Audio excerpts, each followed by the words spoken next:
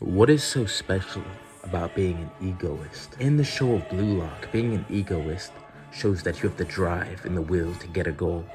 For the history of Japan, they lacked ego. That's why Ego wanted to introduce egoism into Blue Lock, so they can have a chance of winning a World Cup.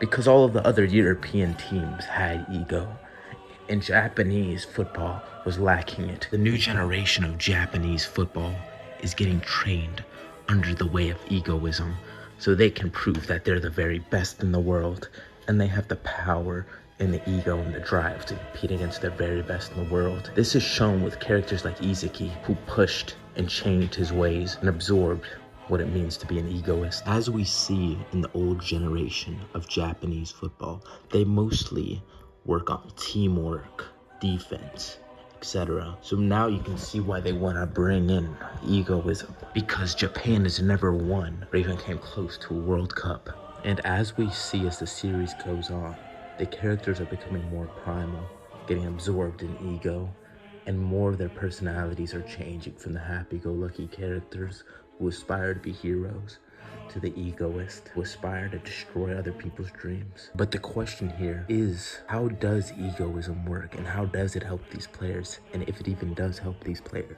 As the series went on, when Izuki tapped into the egoist mindset, he became a zero, a nothing in the grand scheme of Blue Lock, the literal last number in the Blue Lock leaderboard, to one of the very best, if not the best, Blue Lock has to offer. So is there truth to the teachings of Blue Lock? Yes, there is. As we've seen with other nations all around the world in Blue Lock, they've already adapted the ideal of egoism.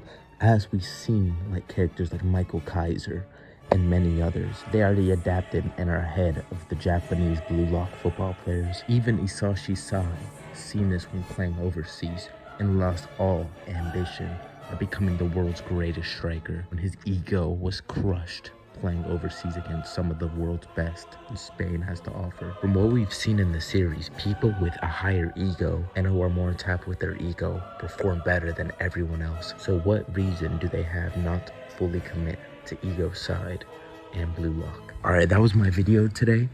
Let me get a like, comment, and sub if you like my content, and that's it basically. I'm out.